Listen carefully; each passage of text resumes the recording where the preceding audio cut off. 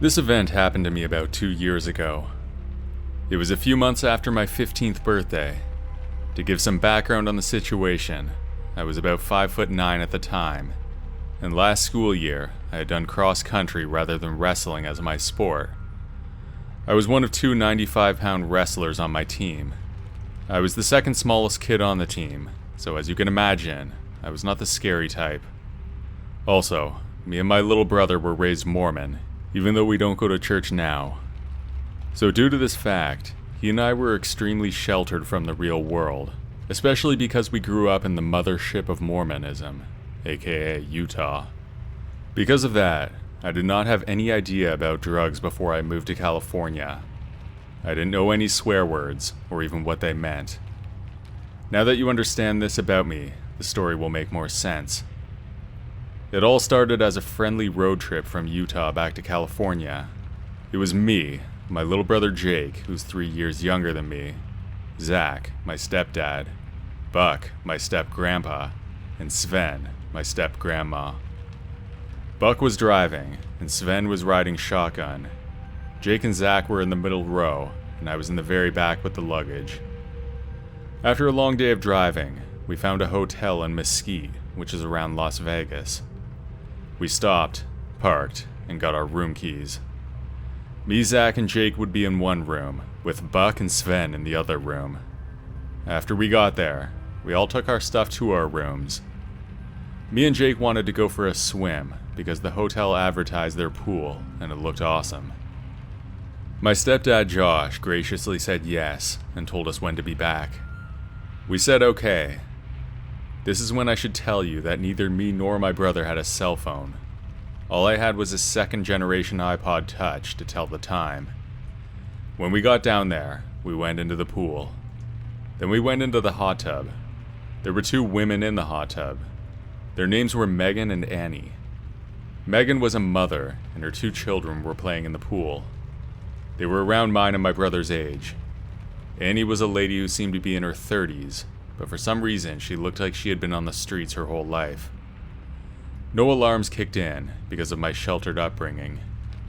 Looking back on it now as a 17-year-old with everything I've learned, she was 100% on something, and I mean something hard. My little brother and I got in, and soon joined the conversation between Megan and Annie.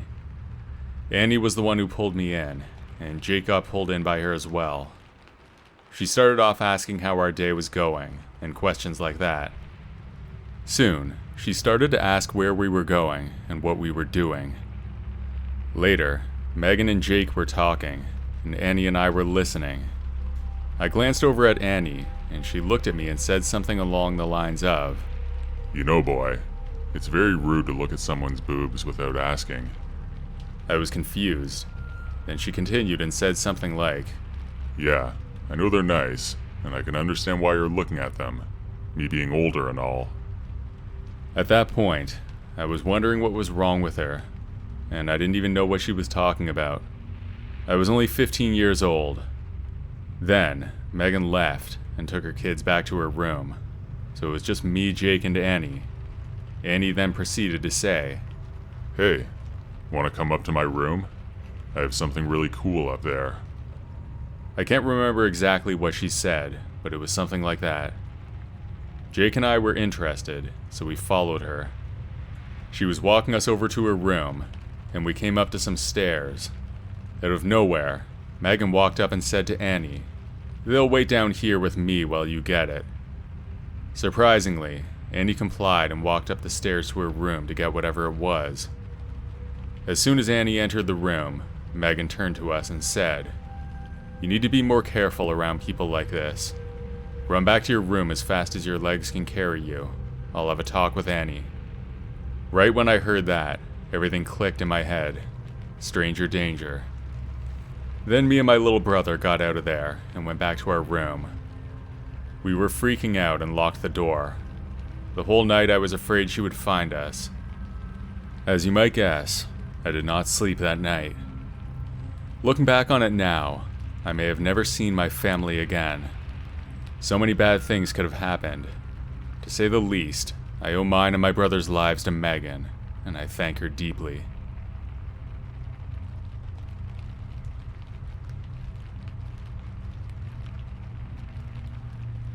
This happened in the year 2015. I took a job that involved a lot of traveling. I won't get into too much detail, but I would drive from town to town setting up computer systems for small banks and credit unions. It was simple work, but in a lot of the small towns there was nobody who was qualified. So for a few months out of my year, I was on the road constantly. I usually stayed at decent places. My company paid for hotels. But on one night, I was feeling particularly worn out from a long drive. I saw a sign for a motel on the side of the road and decided to pull over and check it out. The motel was just off the highway, and it didn't look very inviting, but it was late, and I needed somewhere to stay. It was a single-story building that was shaped like a big letter L, with a parking lot in the middle. The lot was about half filled with cars. There were probably 10 or 15 cars if my memory is right. I parked in an empty spot and walked to the office. The receptionist was a middle-aged woman with tired eyes and a warm smile. She handed me a key to the room and pointed me in the right direction. I opened the door to my room and flicked on the light switch. The room was small and cramped with peeling wallpaper and a musty smell. But it was a bed for the night, and I was too tired to care much about the state of my surroundings. I flopped down onto the bed, and before I knew it, I'd fallen into a deep sleep. But it wasn't long before I was jolted awake by a loud banging sound. I scrambled out of bed, wondering who it could be making such a racket at this hour. It was somewhat distant, like it could be coming from a few doors down. I didn't get up. I was hoping it was nothing and I could go back to sleep. It continued though, so I decided to get up and look out the window. But before I could even make it to the door, it burst open. I stood frozen in terror as two masked men barged into my room. One of them was carrying a gun. They demanded that I hand over my wallet. I fumbled for it and handed it over. Then one of them grabbed my phone off the nightstand. I hoped that would be enough to satisfy them, but it wasn't. They wanted more, and they started to ransack the room and grabbed my luggage too. They left as fast as they came. I stood there in my room terrified. I could hear the same thing happening a few doors down from me. It was like they were going door to door, robbing every guest in the place. I'm not actually sure if they got everybody, but they definitely got a few. Once I had a chance to calm down, I glanced over to the nightstand and saw that my car keys were still there. I don't know if they forgot to take them, or if they thought they would be of no use, but I was relieved that I still had them. After another minute or two, I heard police sirens and saw several police cars pull up. Unfortunately, the robbers were gone by then. The police officer who talked to me was sympathetic, but not particularly optimistic. He told me that motel robberies like this were common in the area, and it was not likely that they would be caught. I felt defeated. I didn't know what to do, but I couldn't stay there. I got into my car and started driving to the next town, where I would be working the following day. I pulled into a branch of my bank and waited in my car for it to open. When it opened, I canceled all my cards and got a temporary debit card so I would have access to money. I also replaced my phone. I managed to work that day, but it was a real struggle. I was shaken up by the incident, and I was running on very little sleep. For the rest of my trip, I always stayed in hotels with better security. There was no reason not to, with my company paying. Some of those smaller towns can be really rough, and I didn't appreciate that at the time.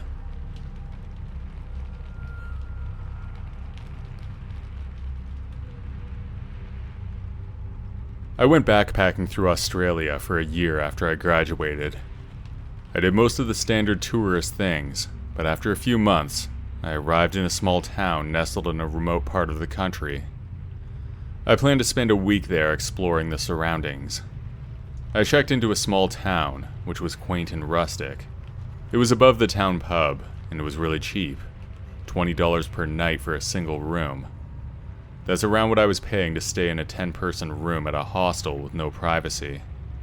The wooden floors creaked as I made my way to my room, which was small but cozy, with a single bed, a large dresser, and a tiny sink in the corner.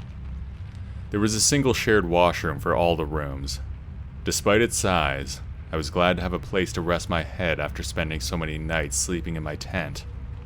The town was quiet, with only a few local businesses and a small population. One day when I was coming back, I walked through the pub as usual. There was a group of guys at a table that I had seen around town. They gave me a look that really bothered me. I didn't know what it was at the time, but it made me feel worried. I didn't know who they were, but they gave me a weird feeling. I just kept walking and went up to my room. That night, as I lay in bed, I heard noises outside my door. It sounded like somebody was trying to open it. I jumped out of bed and tiptoed towards the door. I pressed my ear against it, and I could hear whispering outside. I could clearly hear what they were saying. The walls were paper thin. One of them said, "He locked it." Then the other said, "Jason's got the key." I figured they were planning to rob me. It seemed pretty obvious. I quickly pushed the bed and dresser against the door, creating a barricade. I was able to wedge the bed against the wall so the door was really blocked. I sat there and waited. Eventually they came back, and I heard the lock on the door clank open, and then the handle turned. They tried to open it for a minute or two. I could hear cursing and muffled arguing coming from out in the hall. After a while, they gave up, and the sound stopped. I spent the rest of the night wide awake, listening for any more sounds outside my door. I was exhausted, but I couldn't risk falling asleep and letting my guard down. The next day, I packed my bags and waited for the bus.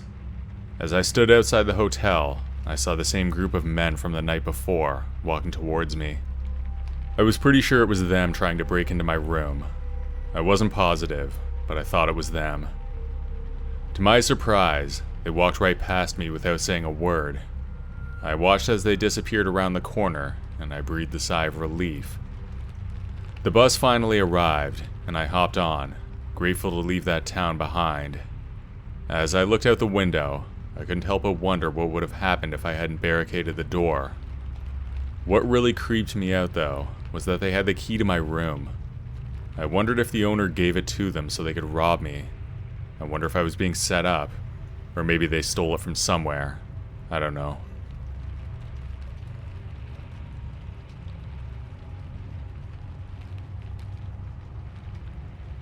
I recently got a job at a hotel downtown where I live.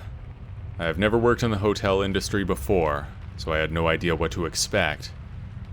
The time between applying for the job and being hired was less than 24 hours, which made me nervous. But I had been looking for several months and couldn't find anything, so I thought I'd take a chance. This hotel was about 150 years old, and it has plenty of character. Behind the front desk, there are places where the wallpaper is torn away, revealing the psychedelic wallpaper from what I can only guess to be the 1970s. We're talking bright pink, neon green, hookah-induced vision type of wallpaper. The walls in the upper floors are painted bright orange and yellow, and the hallways are narrow enough to give you a shining kind of feel, but I'll elaborate on that later. My manager is a young Chinese man in his 20s, only 5 years older than me. The man who owns the building is also Chinese. The owner's friendly and kind with the employees, but he's also rich enough that he doesn't really care if the hotel is up to par. I learned recently that he also owns one of the more rundown shopping centers downtown, so this might explain the less than 5-star quality of the hotel. Probably about 3.5 stars in my opinion. Some people describe the place as quaint, unique, and full of character, while others describe it as outdated or disappointing. As a history enthusiast, I would agree that the place is full of character, but I also think the owner should be a little more concerned about keeping the place clean. There are lots of problems in this hotel, including mice, broken toilets, falling ceiling tiles, leaks, and other maintenance nightmares. The fancier rooms on the upper floors have real fireplaces in them, so that adds the risk of fires at the hands of careless guests. Mice are a common problem, and I'm thankful that the guests don't have to see the dusty traps filled with dead rodents in the basement. But by far the most interesting aspect of the hotel is that it's supposed to be haunted. There are 2 ghosts that have been reported in the building, as well as the adjoining pub next door. Back when the hotel was first built, it had the reputation of being a complete dive. A lady, now named Lady Churchill, died in the hotel, and her spirit supposedly lingers in the haunted room 49. Guests will occasionally smell her perfume or see her face in the mirror. One of the most frightening stories included somebody opening the door, only to have Lady Churchill fly at them in fury. On my first day, when my boss toured me around the hotel, he pointed out the haunted room to me. Lady Churchill has also been spotted at the fireplace in the pub, arguing with her boyfriend, the other resident ghost, Brady. Brady was stabbed to death on the basement stairwell. That stairwell's not in use anymore, as it leads from the street directly into the basement. Instead, it's used to store extra chairs and miscellaneous items. The light is never turned on, which adds more to the creep factor. My shift is the day shift from 7 a.m. until 3 p.m. Every morning when I come in, I have to check the entire hotel by myself in search of homeless people sleeping in the back stairwell or trying to get in through the basement. I'm not an intimidating person.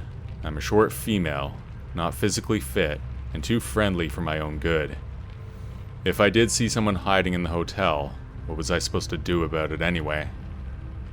I'm not sure which creeps me out more, the fact that I'm going around looking for people who shouldn't be there, or the idea that I have to walk through the dark, silent areas known to be haunted. My sweep of the hotel includes all 4 floors, the kitchen, the back stairwell, the basement stairwell, and the basement. To give you some context, the back stairwell serves as a fire escape, connecting all the floors together. It goes straight down to the street level. It's always cold and echoey in there, and as I said before, it's full of dead mice. The 4 floors of guest rooms in all their Overlook Hotel glory are shaped like a square horseshoe, which means more than enough blind corners where creepy twins might suddenly appear. Lady Churchill's haunted room is at the end of the hall around one of these blind corners, and yes, I do think of it every time I search the hotel. There's an elevator and an interior stairwell, the one guests are supposed to use. Behind the elevator is the old connecting hallway that basically serves no purpose anymore. In the past, it may have been more useful, but now it just serves as a secret passageway that goes behind the elevator and comes out on the other end of the horseshoe. This hallway especially needs to be searched for homeless people and drunks. The basement is by far the creepiest part of the hotel. To get there, you either need to take the elevator or go through the pub down the stairs. I prefer to go through the pub because there are some fascinating black and white photos from when the hotel was first built, and I love to look at them. It's also the best place to see the age of the brick foundation. Anyway, the basement is used for storing beer kegs, firewood, planter pots, housekeeping items, and maintenance tools, among other things. It's usually deserted. The dark, unused basement stairway is where Brady's spirit is supposed to be.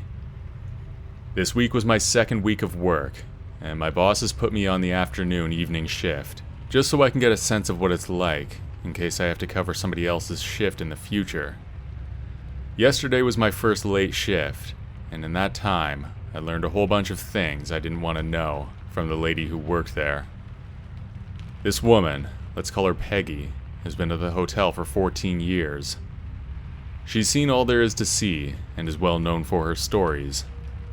I've listened to some of these stories, and honestly, part of me thinks she's full of it, but the other part of me is going to cautiously believe her on the off chance that it's true. Here are some things I learned about the hotel in the span of 1 shift. The man I'm replacing was not actually fired for chronic lateness, as my boss had told me, but instead for inappropriate behavior with another coworker, the head of housekeeping, a man I get along with very well. The day before, Peggy caught a drug addict rooting around in a private back office after hours. We looked over the security footage, and he was definitely searching for something. We now keep the office doors locked. There were 2 guests several years ago who stayed at the hotel, and the next day, they robbed a jewelry store downtown and fled back to the hotel with everything they'd stolen. There was a massive police standoff on the roof, SWAT teams and all. There was a news article about it online, otherwise I never would have believed it. The bedrock of the hotel can be found in the boiler room. There's a slight gap that has been filled in on the top right corner that connects directly to the street. One time Peggy came down to the boiler room, and a man was half through the gap, at first, trying to get in, because he wanted to know what was down there. That image terrifies me. In the span of that one night, an alarm went off in the basement. The police showed up at the pub, and a guest verbally accosted the day staff over a non-existent shuttle to the hospital. Not an ambulance, a shuttle. Taking the bus was beneath them, I suppose. And at the bus stop after my shift, a man was shooting up in public. My city has a drug epidemic going on right now. My bus took half an hour to arrive, and when I got off at my stop, it was as foggy as Silent Hill. I felt like I should be looking around for Michael Myers or Jason Voorhees. That's one night shift down. I have another one tonight, and one more the day after. It's amazing how different the hotel is after 3 p.m. Much louder, that's for sure, thanks to the pub on the other side. Everyone I've gotten to know during my first week has already gone home, leaving me with drunks, strangers, and Peggy's crazy stories. One thing's for sure, after 3 nights of this, I'll never complain about getting up early again.